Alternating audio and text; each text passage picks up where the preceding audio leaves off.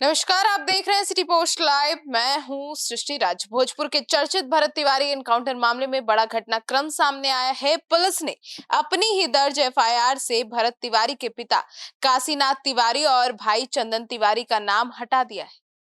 सवाल यह है कि अगर शुरुआती एफआईआर में दोनों को आरोपी बनाया गया था, तो आखिर 7 दिन के बाद ऐसा क्या हो गया कि पुलिस को अपना फैसला बदलना पड़ा? क्या यह जांच की निष्पक्षता का संकेत है या फिर शुरुआती कार्यवाही पर सवाल खड़े करता है? इन्हीं मुद्दों पर चर्चा करने के लिए हमारे साथ जुड़े हैं वरिष्ठ पत्रकार रवि सर। सर, सबसे पहला सवाल यही है कि एफआईआर से पिता और भाई का नाम हटाया जाना क्या पुलिस की निष्पक्ष जांच का संकेत है या फिर ये बताता है कि शुरुआती कार्यवाही जल्दबाजी में हुई थी?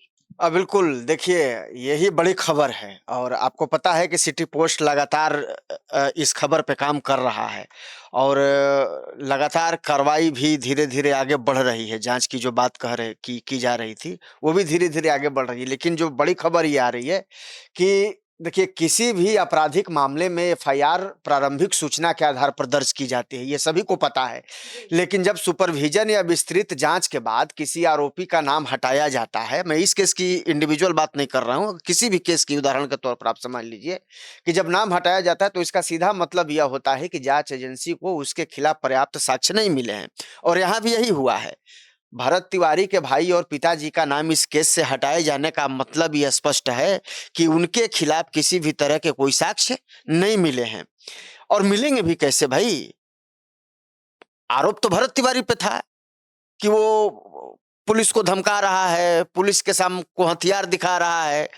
तो आपने भरत तिवारी को एफआईआर में नाम डाला था तो एक बात समझ में आती थी, लेकिन आपने पिता और उसके भाई का जो नाम डाला, तो इसको लेकर के तो शुरू से ही सवाल उठ रहे थे। और सिटी पोस्ट लाइव भी लगातार ये दिखा भी रहा है और ये बता भी रहा है लोगों को कि भाई पूरे मामले में सच्चाई कहाँ है, पुलिस ने कहाँ-कहाँ चूक की है। तो लगातार इस खबर की हम चर्चा कर भी रहे थे और आप देखिए कि जो सामने तथ्य आए हैं, उनके आधार पर पिता और भाई का नाम हटाया गया है, ये बात सही है। लेकिन इसके साथ-साथ दूसरा सवाल ये भी खड़ा होता है कि यदि शुरुआत में पर्याप्त साक्ष्य नहीं थे, तो फिर उनका नाम एफआईआर में शामिल ही क्यों किया गया? जी। ये तो बड़ा सवाल है ना। जी। और अब जब लगातार आप इस तरह की चीज़ें जब सामने आ रही हैं, क्योंकि देखिए ये भी बड़ा सवाल है कि जब आप किसी का नाम एफआईआर में शामिल कर देते हैं वैसे लोगों का जिनके ऊपर कोई आरोप नहीं है, तो इससे उनकी सामाजिक और जो उनकी कानूनी स्थिति है, प्रतिष्ठा उनकी हाँ, खराब है। प्रतिष्ठा उनकी खराब होती है। और ये मामला केवल नाम हटाने तक अब सीमित नहीं रह गया है, बल्कि शुरुआती जाँच की गुणवत्ता पर भी एक बड़ा सवाल उठा रहा है। ये बता रहा है कि पुलिस ने आनन-फानन में ये गलती की है। जी। पुलिस को सोच समझ करके काम करना चाहिए था, पुलिस को सोच समझ करके एफआईआर में नाम डालना चाहिए था। भरत पर आरोप था, ठीक है, आपने भरत को आरोपी बनाया एफआईआर में, लेकिन माता-पिता तो लगातार पुलिस को सहयोग कर रहे थे। जी। पुलिस के सामने भी आपने देखा होगा जो वीडियो वायरल हो रहा है, उसमें माता भी उनको बार-बार कह रही थी, बेटा को समझा रही थी।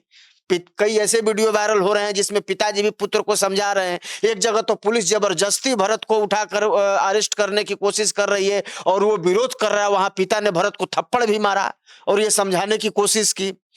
तो माता और पिता कभी नहीं चाहते हैं कि मेरा बच्चा अपराधी हो या मेरा बच्चा किसी तरह का कोई गलत काम में इन्वॉल्व हो जिसके कारण उसके ऊपर एफआईआर हो, पुलिस का झंझट का सामना करना पड़े और उसे किसी तरह की परेशानी हो।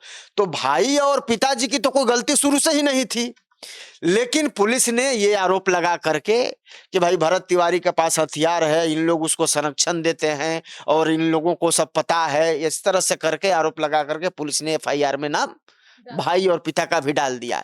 लेकिन अब जब पूरी किरकिरी होने लगी और धीरे-धीरे जब सच्चाई सामने आने लगी, तब जब प्रेशर बढ़ा तो पुलिस को शायद ये अपनी गलती महसूस हुई कि पिता और पुत्र का नाम इसमें जो है वो डाला जाना शायद गलत था।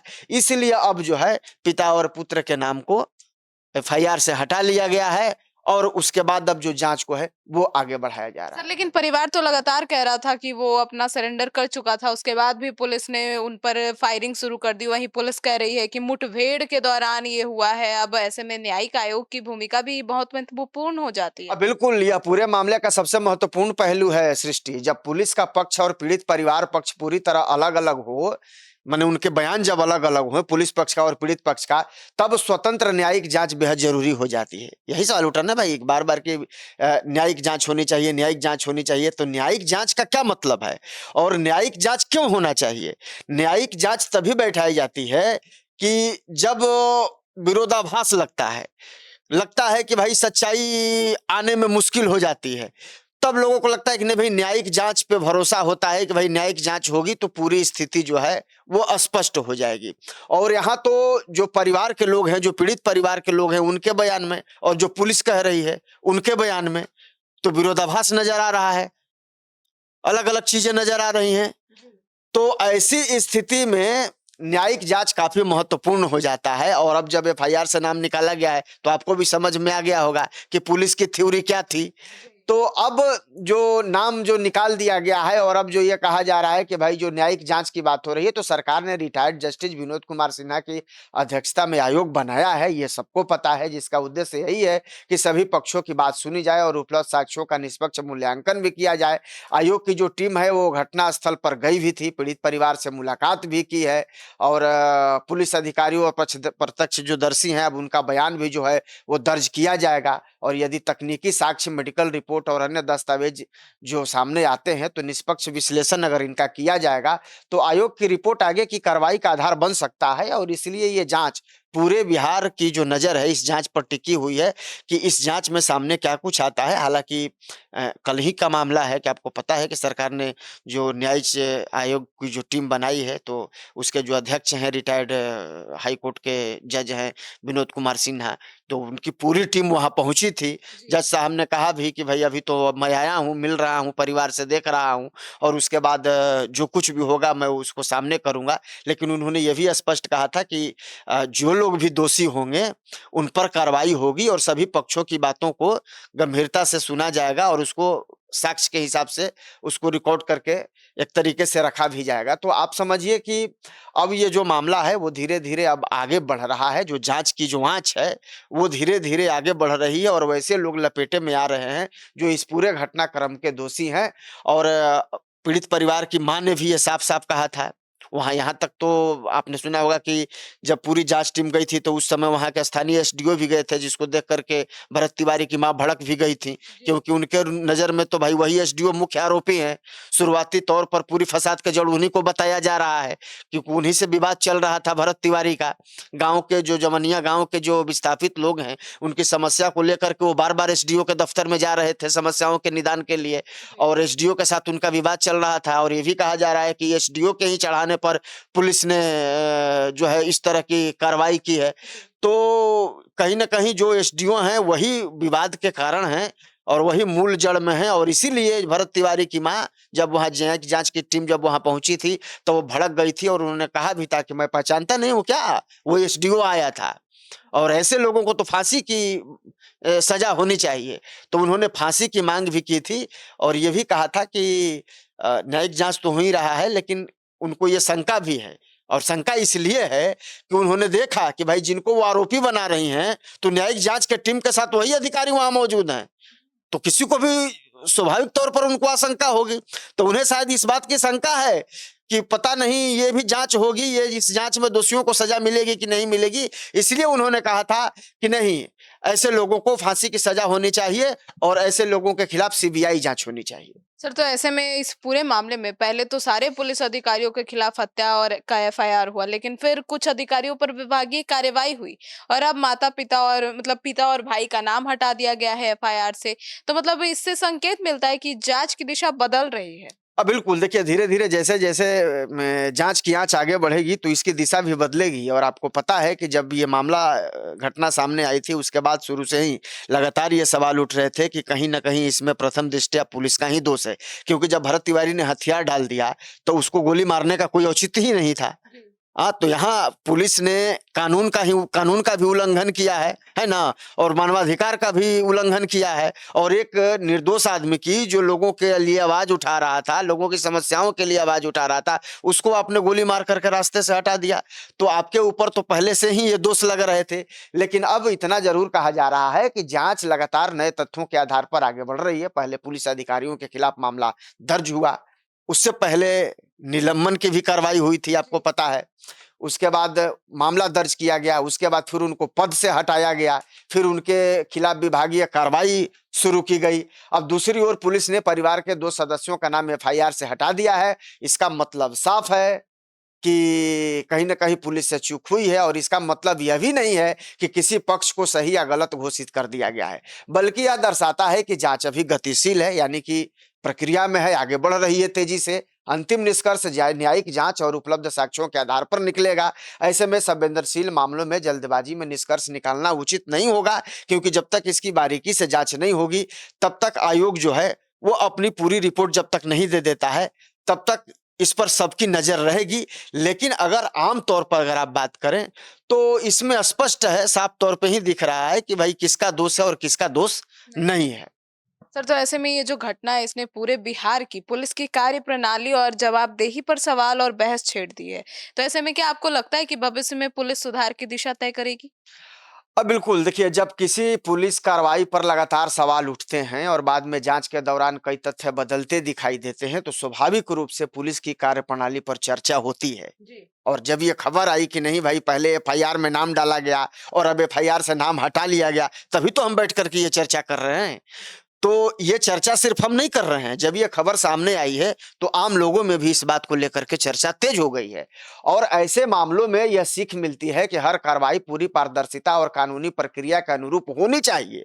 यदि जांच में किसी भी अधिकारी की गलती सामने आती है, तो उनके खिलाफ कार्रवाई होना कानून के राज को मजबूत करने जैसा होता है। और यही, यदि पुलिस की कार्रवाई सही साबित होती है, तो वह भी स्पष्ट हो जाएगा कि पुलिस ने इस दिशा में सही काम किया है। लेकिन ये मामला जो है केवल एक एनकाउंटर का अब नहीं रह गया है, बल्कि पुलिस व्यवस्था में जवाबदेही और जनता के विश्वास का भी ये विषय बन चुका है। क्योंकि यहाँ जिस तरीके से आप समझती है ना कि पुलिस क्या है, पुलिस को रक्षक माना जाता है। जब आपके साथ कोई समस्या होती है, आपके साथ कोई दिक्कत होती है, जब आप परेशानी में होती हैं, कोई आपको धमकाता है, कोई आपको डराता है, तो आप रक्षा के लिए किसके पास जाती हैं? पुलिस के लिए जाती हैं। लेकिन यहाँ तो पुलिस ही जो रक्षक है वही भक्षक बन गई, और उसी ने भरत तिवारी का वो सुलटा दिया। तो ये कहीं न कहीं एक बड़ा सवाल है कि जिस पुलिस पर हम भरोसा करते हैं, अगर उस पुलिस पर ही सवाल उठने लगे, तो ये लोकतंत्र के लिए, ये समाज के लिए अच्छी बात नहीं है। ऐसे में अब पुलिस के सामने भी बहुत बड़ी चुनौती है कि लोगों के सामने जो इनकी प्रतिष्ठा धूमिल हुई है इस मामले को लेकर के, उसको वो फिर से कैसे बहाल करेंगे। सर, तो ऐसे में अब सबकी नजर जो है वो न्यायिक जांच आयोग की रिपोर्ट पर टिकी हुई है। तो आपको क्या लगता है सर, कोई उम्मीद की जानी चाहिए इससे? देखिए, किसी भी न्यायिक आयोग से सबसे बड़ी अपेक्षा निष्पक्षता और तथ्यों पर आधारित निष्कर्ष होती है। आप सब लोग यही ना भाई उम्मीद करता है कि न्यायिक जांच हो रही है, जो न्यायिक जांच की आयोग की जो टीम बनाई गई है, वो जब जांच करेगी तो एकदम निष्पक्ष जांच करेगी और सही रिपोर्ट देगी। हालांकि सवाल मेरा आयोग पर नहीं है, सवाल ये है कि जो लोग सवाल उठा रहे हैं, जो यहाँ गलती हुई है पुलिस से या फिर सिस्टम से जो गलती हुई है, उस पर सवाल उठाया जा रहा है। सरकार ने जांच के आदेश दे दिए हैं, आयोग का गठन कर दिया गया है, आयोग अपना काम शुरू भी कर चुका है ना? और सारी की प्रक्रिया अब धीरे-धीरे आगे भी बढ़ रही है। सवाल उस पर नहीं है, सवाल ये है कि आयोग को अब यह देखना होगा कि घटनास्थल पर वास्तव में क्या हुआ? पुलिस की कार्रवाई नियमों के अनुसार थी या नहीं थी? और परिवार द्वारा लगातार लगाए गए आरोपों में कितनी सच्चाई है? यदि रिपोर्ट तथ्यों, दस्तावेजों और फोरेंसिक साक्ष्यों और गवाहों के बयानों के आधार पर तैयार होती है, तो यह पूरे मामले की दिशा तय कर सकती है। इससे यह भी स्पष्ट हो जाएगा कि आगे किसी पुलिस अधिकारी, अन्य संबंधित व्यक्ति या किसी और के खिलाफ कार्रवाई की आवश्यकता है या नहीं है। और सबसे महत्वपूर्ण बात यह है कि रिपोर्ट ऐसी हो जिस पर पीड़ित परिवार, पुलिस और आम जनता को भरोसा हो सके। यानी कहने का मतलब है कि रिपोर्ट ऐसी होनी चाहिए, क्योंकि तमाम तरह के सवाल उठ रहे हैं, तो इन तमाम तरह के सवालों पर विराम कब लगेगा? जब पूरी सच्चाई सामने आ जाएगी, और उस सच्चाई के लिए फिर कोई दूसरा सवाल नहीं रहेगा, यही ना? तो जब सच्चाई सामने आ जाएगी, तो सब कुछ सबको पता हो जाएगा। और फिलहाल इस पूरे मामले में स्थिति क्या है, वो लगातार हम दिखा भी रहे हैं और लगातार हम चर्चा भी कर रहे हैं। लेकिन इस बार जो हुआ है, जो घटना हुई है, बिहार में कभी ऐसे हुआ नहीं था। बहुत सारे अपराधियों का इनकाउंटर हुआ, लेकिन कभी आवाज नहीं उठी।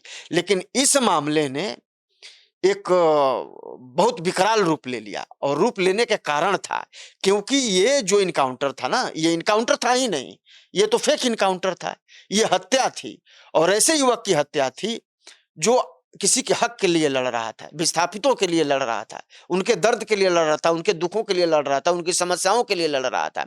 और ये ऐसा मुद्दा है कि जिस पर लड़ाई बहुत बड़ी होनी चाहिए और मैं तो तारीफ करता हूं भरत तिवारी का कि जिसने हिम्मत किया कि इस तरह के मुद्दों के लिए उसने शासन प्रशासन से भिड़ने का काम किया और ऐसे युवक का आपने जुबान बंद कर दिया, उस निर्दोष लड़के की आपने हत्या कर दी। ये लोकतंत्र पर एक काले धब्बे की तरह है क्योंकि किसी को यह अनुमान नहीं था कि जो पुलिस रक्षक का काम करती है वही पुलिस उसको तब मार देगी जब वो सरेंडर कर देगा। बड़े-बड़े अपराधियों को आप सरेंडर करने के लिए कहते हैं, जब सरेंडर करता है तो आप उसको गिरफ्तारी करते हैं और गिरफ्तारी करके उसको जेल में भेजते हैं और फिर कुछ दिन के बाद वो बेल पे बाहर आके आराम से घूमता है और जो वो आपको हथियार फेंक दिया, सरेंडर कर दिया, आपने उसको गोली मार दिया। तो ये तो अन्याय है और जब अन्याय होती है तो न्याय के लिए ऐसे ही आवाज उठती है और आज जो हो रहा है वो न्याय के लिए हो रहा है। और आपने देखा होगा कि महापंचायत के दौरान लाखों लाख जो वहां लोग पहुंचे थे वो यूं ही नहीं पहुंचे थे, वो सिर्फ एक भरत तिवारी के लिए नहीं पहुंचे थे, वो भरत तिवारी की उस मांग के लिए पहुंचे थे, उस आवाज के लिए पहुंचे थे जो भरत तिवारी उठा रहे थे। सच्चाई की आवाज, भ्रष्टाचार को दबाने की आवाज, भ्रष्टाचार को मिटाने की आवाज और आम लोगों के जो आम लोग जो गरीब लोग हैं उनकी समस्याओं से लड़ने की आवाज। तो ये आवाज अब दबने वाली नहीं है। भरत तिवारी तो अब हमारे बीच नहीं रहे, लेकिन उन्होंने जो अलख जगाया था भ्रष्टाचार के खिलाफ और उन्होंने जो आवाज उठाई थी वो आवाज अब दबने वाली नहीं है क्योंकि अब उस आवाज के साथ अब देश का हर आदमी धीरे धीरे अब जुड़ चुका है और जो पुलिस से गलती हुई है उनको पर तो कार्रवाई होगी, जांच हो रही है और धीरे धीरे आप देख ही रही हैं कि अब सभी लोगों की गर्दन फंसती हुई नजर आ रही है। तो सुना आपने, तो अब इस पूरे मामले पर आपकी क्या राय है जरूर बताइएगा। अपडेट्स लेकर सबसे पहले आपके पास पहुंचेंगे, तब तक के लिए धन्यवाद।